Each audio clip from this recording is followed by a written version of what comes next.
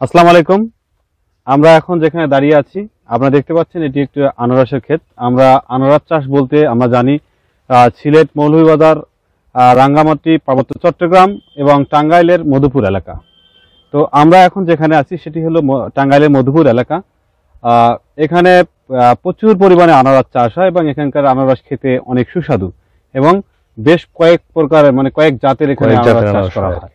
তো আমরা আজকে এখানে একজন আনারস চাষী আছে, ওনার কাছ থেকে জানতে চাবো, ওনার নাম জানতে চাবো, ওনারা কতদিন থেকে আনারস চাষ করে এবং আনারস চাষে কতদিন সময় লাগে এবং আনারস চাষে সম্ভাবনা হয় এবং আনারসে কিরকম সুস্বাদু। এবং ওনারা যেটা বলে সেটা হলো আনারসের জন্য বিভিন্ন দেশের বিভিন্ন জায়গা থেকে লোকজন এখানে আসে আনারস নিয়ে যাওয়ার জন্য। সেই হিসাবে ওনাদের এই মধুপুরের এটা একটা গর্ব। আমরা জানতে চাচ্ছি আপনার ঠিকানা এবং নাম ঠিকানা এবং হলো আপনার আনারস চাষ সম্পর্কে একটু তথ্য। আমার নাম মোহাম্মদ মাসুদ পারভেজ। আমার বাড়ি মধুপুর উপজেলার মোটর বাজার গ্রামে। আমাদের এলাকায় অনেক, আমরা জন্মের পর থেকে দেখতেছি আমার বাবা দাদা ওনারা আগে থেকে আনারস চাষ করতো। এখন আনারস চাষ একটা লাভজনক আবাদ। এই এই আনারসের যে দুই যে কেল থাকে, এই কেল দিয়া আপনার অন্য সাথী ফসল আবাদ করা যায় আর কি। এই দিক দিয়ে আনারস মোটামুটি ভালো লাভজনক।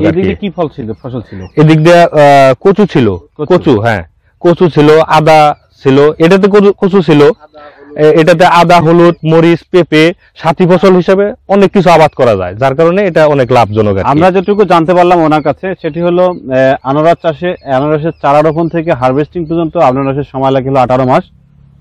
আর আনারসটা সাধারণত ওনারা বেশিরভাগ হলো জানুয়ারি মাসে চারা রোপণ, জানুয়ারিতে চারা রোপণ করতে হয়। তো সেক্ষেত্রে আমরা জানতে পারলাম সেটা হলো, আমরা দেখলাম যে পাশে একটা বাগান দেখলাম, সেখানে হলো আনারসের সাথে হলো পেঁপে, আর একটা এই ফসলটাতে ছিল এই যে আমরা দেখতে পাচ্ছি এই ফাঁকা জায়গাটা, এখানে কিন্তু কচু ছিল। অর্থাৎ আনারসটা হলো সাথী ফসল হিসাবে চাষ করা হয়। যে জমিতে পেঁপে চাষ করা হয় সেখানেও সাথী ফসল হিসাবে আনারস চাষ করা হয়। এবং আমরা দেখলাম লেবু ক্ষেতের মধ্যেও কিন্তু আনারস চাষ করা হয়। তো সেক্ষেত্রে আনারসে কিন্তু খুব একটা বাড়তি পরিচর্যার প্রয়োজন হয় না। সেক্ষেত্রে আনারস চাষটা একটি লাভজনক চাষাবাদ। তবে আমরা আস্তে আস্তে আমাদের দেখা গেছে যে মধুপুর, চট্টগ্রাম, শ্রীমঙ্গল, পার্বত্য চট্টগ্রাম ছাড়াও আমরা উঁচু যে জায়গাগুলো আছে সেগুলোতে আমরা কিন্তু ট্রাই করতে পারি আনারস চাষের জন্য। যে আম বাগান গুলো আছে, বড় বড় বাগান যাদের আছে সব বাগানের মধ্যে হলো না, এটা ওই জলাবদ্ধতা থাকলে পরে এই আনারস হবে না। যেখানে উঁচু জমি সেখানে আনারস হবে। আর মধুপুরের আনারসটা হলো এটা সাইজ অনেক বড় হয়, এখানে আনারসটা খুব ভালো হওয়ার পিছনে মেইন কারণ হলো আপনাদের এখানকার মাটিটা হলো উপযোগী, উঁচু জমি এবং মাটিটা অনেক উর্বর। এবং এখানকার আপনারা যারা চাষি এবং যারা হলো মাঠে কাজ করে তারা কিন্তু এই আনারস চাষের উপরে অনেক দক্ষ, বিধায় তারা কিন্তু এটা সহজেই চাষাবাদ করতে পারে। আমাদের এই আনারসটা হচ্ছে 18 মাস পরে আনারস আছে। জানুয়ারিতে চারা লাগানোর পরে পরের জানুয়ারি, পরের জুনে আর কি আনারস বাজারজাত করা যায়। আমি তো দেখতেছি আপনার যত দূর চোখ যায়, এক কথায় চোখ যত দূর পর্যন্ত দেখা যায় তত দূর পর্যন্ত এই মাঠ শুধু আনারস আর আনারস। তার মানে এই আনারস আর আনারসের মাঝেই হলো আপনার সাথী ফসল হিসেবে অন্য ফসল চাষ করা হয়। তাতে হলো আপনার হলো বাড়তি কোনো পরিচর্যার প্রয়োজন হচ্ছে না। আনারসে আমরা তেমন কোনো সমস্যা দেখতে পাই নাই। তবে আমি যতটুকু দেখলাম আনারসে আমরা কোনো পোকা এবং কোনো পোকামাকড় এবং ওই ধরনের পোকামাকড় নাই। তবে আমার যেটা ধারণা সেটা হলো মাঝে মাঝে যদি কপার অক্সিক্লোরাইড গ্রুপের ওষুধ স্প্রে করা হয় তাহলে এই গাছটা আরো বেশি ভালো থাকবে, সুন্দর থাকবে। বলছিলাম যে সেটা হলো সাথী ফসল হিসাবে, অর্থাৎ আম বাগানে, কলা বাগানে আপনার হলো আনারস চাষ, এবং আনারসের সাথে কিন্তু কচু চাষাবাদ করা যায়, আদা চাষাবাদ করা যায়, হলুদ চাষাবাদ করা যায়। তার মধ্যে আমরা এখন দেখতেছি সেটা হলো মালটা গাছের সাথে কিন্তু হলো আনারস চাষ। তো আমরা এই চাষির সাথে আলোচনা করব, সেটা হলো ওনারা মালটা চাষে এই আনারসের সাথে মালটা চাষে কিরকম সফলতা পেয়েছে।